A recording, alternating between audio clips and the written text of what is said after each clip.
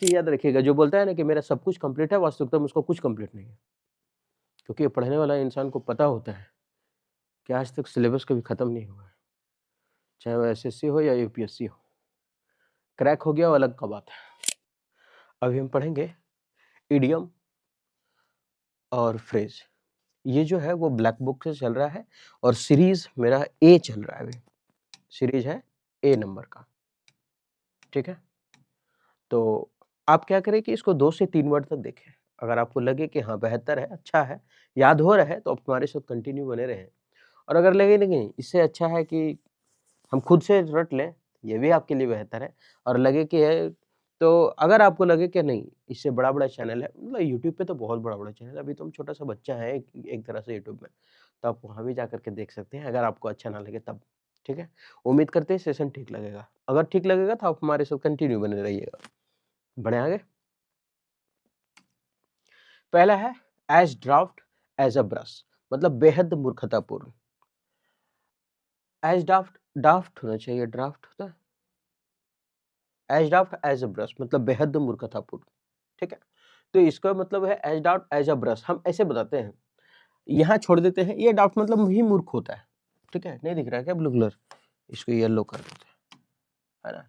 ये इसका मतलब होता है मूर्ख, ठीक है। इसका मतलब मूर्ख होता है। ऐसे मान लेते हैं कि वो ऐसा मूर्ख है कि जो ब्रश भी करना नहीं जानता, है ना। ऐसा मूर्ख है कि वो ब्रश भी नहीं करना जानता, यानी बहुत मूर्ख है। अब सोच लीजिए कि एक बच्चा को ब्रश करने आता है, लेकिन ये बेहूदी है ना, बेहुदा नहीं है, बेहूदी है, इसको ब्रश भी करने नहीं आ रहा है। तो एज ड्राफ्ट ऐसा मूर्ख है ये। हमको लगता है स्पेलिंग यहाँ मिस्टेक हो गया, यहाँ आर नहीं होगा, आप आर हटा दें। ड्राफ्ट मतलब मूर्ख होता है, ठीक है, ड्राफ्ट नहीं होता है। तो ये इतना मूर्ख है कि उसे ब्रश भी करना नहीं आता। देखिए हम बार-बार बोल रहे हैं, मीनिंग नहीं बता रहे, हम ट्रिक बता रहे हैं याद करने का।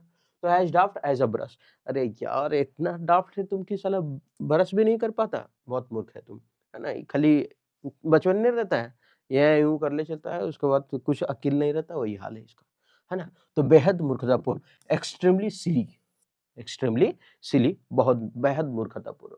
हम क्या करेंगे, जब पढ़ लेंगे ना तो एक मॉक टेस्ट लगाएंगे, और मॉक टेस्ट में लगाने के बाद देखेंगे याद हुआ कि नहीं, थोड़ा सा आत्मसंतुष्टि मिल जाता है कि हाँ चल यार देखे तो याद हो गया, ठीक है। बढ़ाए। As fit as a fiddle, as fit as a fiddle मतलब बहुत अच्छे स्वास्थ्य में होना। अच्छा फिडल का मतलब होता क्या है? फिडल मतलब आप देखेंगे, कभी गूगल में सर्च मारिएगा तो ऐसे ऐसे करके कोई गिटार उटार जैसा कुछ आएगा, ऐसा, है ना। ये आएगा, ये ऐसा ही कुछ फिडल जैसा कुछ दिया, ठीक है। तो ये, तो as as fit as a fiddle, कैसा रहो, एकदम फिडल के जो है स्वस्थ रहो, जब तक इसके जैसा स्वस्थ रहना है, फिडल। तो ऐसे रखते हैं फिट रहो, और फिट आदमी कौन रहता है, जो पूरा स्वस्थ रहता है वही तो फिट रहता है। तो as fit as a fiddle, तो फिडल के जैसा फिट रहना है। और फिट रहना मतलब बहुत अच्छे स्वास्थ्य में रहना है, बहुत अच्छे स्वास्थ्य में रहना है, strong and healthy, strong and healthy, ठीक है। उसको बोलते हैं एज फिट एज फिडल, मतलब स्ट्रॉन्ग एंड हेल्दी। तो कैसा फिट रहना है हमको, एकदम फिडल, मतलब फिडल के जैसा हमको फिट रहना है। और बहुत ऐसे याद रखते हैं, fiddle fielder, fiddle fielder. Fielder मतलब क्या, वही क्रिकेट का फील्डर हो या फिर फुटबॉल का फील्डर हो। फील्डर मतलब वही खिलाड़ी होता है ना। तो ये था as fit as a fiddle, नहीं as fit as a fielder, as fit as a fiddle नहीं, as fit as a fielder. Fielder के जैसा हमको क्या रखना है, स्वस्थ रहना है, एकदम दौड़ दाड़ के पकड़ लेता, बहुत अच्छे स्वास्थ्य में होना। राइट कट गया क्या। आगे, as hard as a nail, भावनाहीन। भावनाहीन का मतलब इतना कठोर है जैसे कि नाखून, भावनाहीन। अच्छा एक बात बताते हैं, जब हम लोग नौकटी, नेल कटर से जब हम लोग काटते हैं नाखून, तो दर्द होता है, नहीं होता है, क्यों, वहां कुछ है ही नहीं, वो हार्ड है ना, उसमें खून है ना मांस, कुछ नहीं है। इसका मतलब उसमें अगर काटते हैं तो हम लोग को कोई भावना महसूस होता है, कोई भावना नहीं महसूस होता है। मतलब काट रहे, कुछ कुछ देख रहे, कहीं हो काट रहे यहाँ, लेकिन वही चीज हल्का सा मांस पकड़ा जाए, क्या है मैं, ये क्या है, ऐसे करके निकलता, मतलब क्या, मतलब ऐसा हार्ड है जैसे कि नेल, मतलब वो भावनाहीन है। तो नाखून काटने के बाद हम लोग तो भावनाहीन ही होते हैं। नाखून में क्या रहता है, इसमें भी कुछ रहता है, नहीं रहता। तो इमोशनलेस, क्या होता है, इमोशनलेस। ये चुपचाप आंख बंद करके टुचुक टुचुक मार रहा होगा नीचे। तो as hard as a nail, तो नाखून कठोर होता है, काटते रहो, उससे कोई मतलब नहीं है, ना कुछ प्रभाव पड़ेगा, ना नाखून का ना तुम्हारा, नाखून निकले मतलब भावनाहीन। एज हाई एज अ की, इसका भी spelling, as high as a kite मतलब नशे में धूत, काइट होगा, हमको लगता है कि स्पेलिंग थोड़ा सा ये जो ये थोड़ा सा ना मिस्टेक हो जाता है। तो एज हाई एज काइट मतलब होता है नशे में धूत व्यक्ति। एज हाई एज अच्छा, काइट मतलब पतंग तो होता है। काइट मतलब क्या था? पतंग। पहले हम लोग बचपन में क्या किया करते थे? पतंग ही तो उड़ाते थे, यही उड़ाते थे ना। एज तो नशे में धूत होना मतलब पी लिया है। और पतंग कैसे हिलता है? ऐसे ही से नहीं हिलता है पतंग। तो पी लिया था as high as a kite, इतना ऊंचा उड़ रहा है कि जैसे पतंग के जैसा। मतलब ऐसे ऐसे पतंग भी कर रहा है, वो भी कर रहा है, और ऊंचा उड़ रहा है। मतलब एक कदम अगर यहाँ रखा है तो दूसरा कदम 8 फीट दूर रखेगा पीने के बाद। ठीक है, तो इतना पी ले तो नशे में धुत हो जाना, इंटॉक्सिकेटेड विद अल्कोहल, है ना। अच्छा, जो कभी शराब नहीं पीता उसको क्या बोलते हैं? Teetotaller. दरवाजा खोलो। टीटो टेलर बोलते हैं। क्या बोलते हैं इसको? टीटो टेलर। तो as high as a kite का मतलब होता है नशे में धुत होना। तो पतंग के as high as a kite, अपने आप को एकदम सोच रहा हम पतंग है और हिल रहा है ना। उसके बाद दरवाजा खोल रहा बोलता तलिया पकड़ हिल रहा है। अरे ताली थोड़ी हिल रहा है, हिलते तो रहा है। तो as high as a kite मतलब नशे में धुत, intoxicated with alcohol. As the crow flies. As the crow fly मतलब सबसे छोटा रास्ता। ये कौवा, ये ना पंछियों में सबसे जो बदनाम है ना, यही है कौवा। खाने के मामले में और कहीं उड़ान भरने के मामले में। इसको कभी भी उड़ान जो है ना, कभी भी ज्यादा उड़ान नहीं भर पाता कौवा, है ना। शॉर्ट डिस्टेंस में ही उड़ता है, छोटा छोटा उड़ान। तो एज द क्राउ फ्लाई, जैसे काऊ उड़ा है तो काऊ बोल देते हैं, जैसे क्राउ उड़ता है ना वैसे ही तुम गए हो, मतलब छोटा सा विजिट किया हो। ये कभी सुबह ये लोग क्या होता है ना कि जब शाम होगा ना तो उस टाइम पेट भरा रहता है कौवा सबका। जब शाम होगा तो सब मीटिंग करेगा बैठ के, कहाँ पाऊँ कहाँ खाऊं, क्या पाएं क्या खाएं, ऐसे करके बोलते रहता है। सब मीटिंग करता है, कहाँ पाऊँ, मतलब ऐसे बोलता है कि कल हम लोग को क्या करना है कि जाना है एकदम कम से कम 2 किलोमीटर 3 किलोमीटर जाना है, नदी में स्नान करके कुछ नहा वहा के कुछ खोज के खाना है। और जब सुबह होता है भूख लगता है ना तो चिचियाने लगता है सब, का पाऊँ का खाऊं करने लगता है, क्या पाएं क्या खाएं, काव का पाऊँ का खाऊं, का पाऊँ का खाऊं, काव काव वही होता है, काव काव का पाऊँ का खाऊं। तो द क्राउ फ्लाइज मतलब वो लोग कुछ नहीं, छोटा सा भी बस अगला मीटिंग तो कर लिया, अगला दिन जाकर फटाक से मारेगा चुपुट चुपुट, है ना, घोबरा कीड़ा उठा खाएगा। तो क्राउ फ्लाइज, कौवा जहां उड़ने के दे दिया कि क्राउ फ्लाइज उड़ रहा मतलब छोटा डिस्टेंस तक जाएगा। ठीक है, तो सबसे छोटा रास्ता द शॉर्टेड रूट साफ करना पड़ेगा, इसे बड़ी गंदा है। एज द क्राउ फ्लाइज मतलब सबसे छोटा रास्ता। Ask for trouble. अच्छा, हम बोलते हैं अबेल मुझे मार। आस्क फॉर ट्रबल, आस्क मतलब कहना, फॉर ट्रबल समस्या को हम बुला रहे हैं। अच्छा, आस्क फॉर का मतलब क्या है? डिमांड करना, है ना, कुछ मांगना। तो समस्या को बुला रहे, आजा देख लेते तुम्हें कितने देर में, आजा, है ना। मतलब होता है आबल मुझे मुसीबत मोल लेना। अब सांड को लाल कपड़ा दिखा रहे हैं, वो तो पिछवाड़ा लाल करबे करेगा फिर, है ना, दोनों डिक्की लाल हो जाएगा। तो आ आस्क फॉर ट्रबल मतलब आबल मार मुझे ना, मुझे मार, मुसीबत मोल लेना। ठीक है, तो act in a way that is likely to incur problems और डिफिकल्टीज। मतलब बोल रहा है कि एक्ट मतलब ऐसा काम करना जैसे कि तुमको कोई मुसीबत को अपने पास तुम बुला रहा हो। ठीक है, तो उसको बोलते हैं आस्क फॉर ट्रबल, मतलब समस्या को बुलाना, मांगना।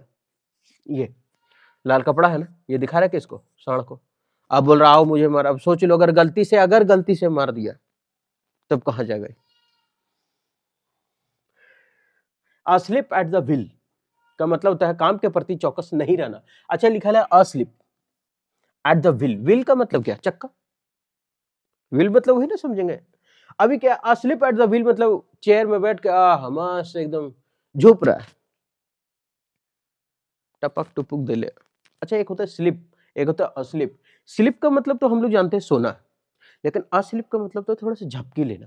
अस्लिप का मतलब होता है जैसे मान रहे पढ़ रहे और पढ़ते पढ़ते जो ऐसे ऐसे कर रहे ना, वो अस्लिप। ठीक, और अगर सो गए तो फिर स्लिप। तो अस्लिप एट द व्हील, अब व्हील चेयर ले लिया, ऐसा हम याद करने के लिए बता रहे हैं। तो व्हील चेयर ले लिया और व्हील चेयर लेकर के क्या कर रहा है? स्लिप कर रहा है, मतलब काम कर रहा है, ऑफिस में बैठा हुआ काम करने के लिए, और थोड़ा सा झुक रहा है, ऐसे ऐसे कर रहा है। इसका मतलब काम के प्रति चौकस नहीं है, तभी तो ऐसा कर रहा है। तो काम के प्रति चौकस नहीं रहना, not attentive to one's duties, अपनी ड्यूटीज में कभी भी अटेंटिव नहीं रहना। ठीक है, एज्यूमेयर्स का मतलब होता है श्रेष्ठता का बखान करना, प्रिटेंड सुपीरियरिटी, अपने बारे में कुछ बोलना। हमारा मैथ कंप्लीट हो, हमारी इंग्लिश कंप्लीट हो, हमारी जीएस सब चीज हमारा कंप्लीट हो, सारा कुछ कंप्लीट हो। ठीक है, देखो मेरे चचा विधायक है। श्रेष्ठता का तुम का है शकरकंद कोई नहीं जान रहा है, लेकिन मेरे चचा विधायक है। मेरे चचा विधायक है। अरे गांव में सबसे बड़ा दुश्मन चच्चे होता है, चाहे दूसरा का चचा हो चाहे अपना चचा हो, है ना, ऐसा ही होता है। तब ये बोल रहा है कि मेरे चचा विधायक। अरे तुम क्या है, चचा विधायक है, तू छोड़ो, शकरकंद देंगे तुमको छिलने के लिए वो। तो एज्यूम एयर्स का मतलब श्रेष्ठता का बखान करना, प्रिटेंड सुपेरियरिटी। ये लिखे एज्यूम एयर्स मतलब पूरा एज्यूम करके बताना। अरे मिला लो, चल फेंको ये लड़की है, एज्यूम कर रहे क्या क्या बताना है, ऐसे ही हम ट्रिक बता रहे, एज्यूम कर रहे क्या क्या बताना है उसको। चचा विधायक है बोल देते हैं, हम बोल देते हैं मेरा मैथ कंप्लीट है, मेरा साइंस कंप्लीट है, मेरा फिजिक्स कंप्लीट है, सब कंप्लीट है, ये बोल देते हैं, लड़की तो पट ही जाएगी, है ना, ऐसा। तो एज्यूम एयर्स का मतलब होता है श्रेष्ठता का बखान, मतलब खूब हवा देना, एकदम टनटना के एयर्स लो साला, जितना फेंक पाए उतना फेंक लेते हैं। तो प्रिटेंड सुपेरियरिटी का मतलब तो श्रेष्ठता का बखान। हालांकि एक चीज याद रखिएगा, जो बोलता है ना कि मेरा सब कुछ कंप्लीट है, वास्तविकता में उसको कुछ कंप्लीट नहीं है, क्योंकि पढ़ने वाला इंसान को पता होता है कि आज तक सिलेबस कभी खत्म नहीं हुआ है, चाहे वो एसएससी हो या यूपीएससी हो। क्रैक हो गया वो अलग का बात है, निकल गया वो अलग का बात है, सिलेबस कंप्लीट नहीं हुआ है, कुछ ना कुछ नया आता है। जो बोलता है कि मेरा सिलेबस कंप्लीट है, क्या सिलेबस कंप्लीट है, जीएस का कोई सिलेबस है? जीएस का क्वेश्चन आजकल ऐसे पूछ देते हैं एसएससी की, करंट अफेयर ओरी बोरी जो मन करता है सब पूछता है, पूछ देगा। कल दीपिका पादुकोण अवार्ड लेने गए थे तो उसका ड्रेस का जो सिला था, उसका आदमी का नाम नहीं, उस आदमी का घर कहाँ था, ऐसे ही पढ़ेंगे हम लोग क्या, मोहम्मद बिन तुगलक, मूर्ति भंजक। चलिए, अब है एटालॉस। एटालॉस का मतलब क्या था, निर्णय लेने में असमर्थ, अनएबल टू डिसाइड, नहीं पाने निर्णय। अब 10वां के बाद यही होता है, भिंडी ले ले, गाजर ले ले, कद्दू ले ले, मतलब समझ में नहीं आता है करे क्या, कॉमर्स ले, आर्ट्स ले कि साइंस ले। तो जो गलती से अगर 65% लाने वाला विद्यार्थी को अगर 75 से 80% मिल गया तो 100% ही जाएगा साइंस में, उसमें कोई दायरा नहीं, सिखा के मर जाओ तुम कि मत लो साइंस। ठीक, ऐसा गलती से अगर अगर जो मान लेते 40% लायक है, अगर वो फर्स्ट कर गया, 60% आ गया, तो 100% वो साइंस लेगा, चाहे तुम थक के मर जाओ। और नहीं तो जो ज्यादा दिखावा करता है कि हम पढ़ने में ठीक है, गलती से कम नंबर आया, वो भी साइंस लेगा। ये 2 आदमी साइंस लेगा जरूर, है ना। उसके बाद जो मेरे जैसा लड़का जो खूब लोफड़ा खाली और ही बोरी काम कर ले चलता है, वो चुनेगा कि कौन सब्जेक्ट ले। ठीक है, हम तो गलती से कॉमर्स पढ़े, गलती से, मतलब कोई मन नहीं था, लेकिन दूसरे के बहकाव, 10वां क्लास में बहकाव थोड़ा ज्यादा होता है, दूसरे के कहना में ये पढ़े, हमको पढ़ने का मन नहीं था, साला पढ़ते कॉमर्स में 2 दूनी 5, फिर जोड़ते थे तो 2 दूनी 5 तो करिए गुना में, फिर करते थे 2 और 2 4, 4 का 4 हाथ में 1, ऐसा बोले ठीक नहीं लगा। आर्ट सबसे मस्त सब्जेक्ट अगर कोई चीज है तो वो आर्ट्स है। भले आर्ट्स वाले को कोई वैल्यू नहीं देता है, लेकिन सबसे मस्त सब्जेक्ट यही है। मैथ भूल जाइएगा आप, इंग्लिश भूल जाइएगा, और टोटल चीज भूल जाइएगा, लेकिन आर्ट्स का जानकारी जिंदगी भर रहेगा, ये जिंदगी भर कम देगा, जिंदगी भर काम देगा। इस साइंस वाला कहीं नहीं काम देगा। पेरिस प्लास्टर का सूत्र क्या होता है ना, CaSO फॉर H2O, ये कहीं काम देगा, नहीं काम देगा। हालांकि हम अपना राय बता रहे, साइंस वाले ने सब गरिया रहा होगा कि साला पागल मुंडा। तो एट अ लॉस मतलब निर्णय लेने में असमर्थ, अनएबल टू डिसाइड, अब ये डिसाइड ही नहीं कर पा रहा है ना। खैर ये हालांकि ये खाली थोड़ा ओवर स्मार्ट लड़कों में होता है कि डिसाइड नहीं कर पा रहे, बाकी हम लोग जैसा आदमी तो 10वां के बाद क्या करेगा, तो वही लोग वीडियो चला देंगे, भिंडी ले, गाजर ले, इसके अलावा आगे बढ़ ही नहीं सकते। अच्छा, एट अ लॉस है ना, लॉस है मतलब क्या, सब कुछ खो दिया हो, और खोजिए तो कंफ्यूज हो गया, दिमाग ही नहीं काम कर रहा है, तो निर्णय लेने में असमर्थ है। एट अ स्ट्रेच मतलब होता है लगातार, एट अ स्ट्रेच का मतलब क्या होता है, लगातार। ये लगातार क्या को धुन दिया था स्ट्रेच करके, 6 गो, है ना, युवराज सिंह है। तो एट अ स्ट्रेच का मतलब होता है लगातार, कंटिन्यूअसली, लगातार 6 मारा था ना। अब इतना पढ़ लिए ना, अब इतना पढ़ने के बाद करेंगे मैच द फॉलोइंग, आत्मसंतुष्टि मिलेगा थोड़ा-सा। आपको लगे कि कहीं-कहीं वीडियो में अगर ज़्यादा टाइम ले रहे हैं तो आप वहाँ बढ़ा दें वीडियो को, क्योंकि समय आपका है तो बचाना ज़रूरी है, ठीक है? या फिर डबल फास्ट करके देखें। मैच द फॉलोइंग करके देखें, याद हुआ या नहीं? एज़ डाफ्ट यहाँ सही लिखा है, एज़ डाफ्ट एज़ अ ब्रश। वो डाफ्ट था, मूर्ख था और ब्रश भी नहीं करने जानता तो साला कितना मूर्ख है तुम, ब्रशो नहीं करने आता, खाली थूरना तो है। तो क्या है? एज़ डाफ्ट एज़ अ ब्रश का मतलब होता है कहाँ गया? बेहद मूर्खतापूर्ण। As hard as a nail, अच्छा जब नाखून अगर काटेंगे तो कोई भावना पैदा होगा? आहा! दर्द कर रहा है, ऐसा तो नहीं होगा। तो इसका मतलब भावना ही। As high as a kite, ऐसा उड़ रहा है जैसे पतंग डोलते रहता है, वैसा डोल रहा है, हमेशा डोल रहा है। इसका मतलब नशे में धुत है बेचारा। आस्क फॉर ट्रबल, समस्या को बुलाना। इसका मतलब आबेल मुझे मर, मुसीबत मोल लेना। As fit as a fiddle, as fit as a fiddle नहीं, as fit as a fielder. As fit as a fiddle नहीं, as fit as a fielder मतलब क्या होता है? बहुत स्वस्थ में होना, बहुत अच्छा स्वास्थ्य होना। आगे बढ़े। As the crow flies, crow मतलब कौवा, कौवा उड़ता क्या? शॉर्ट डिस्टेंस में उड़ता है, कभी भी लॉन्ग नहीं मारेगा वो लोग, कभी भी नहीं। अब देख लीजिएगा, क्राउ फ्लाइज मतलब श्रेष्ठता का, सॉरी, क्राउ फ्लाइज मतलब सबसे छोटा रास्ता।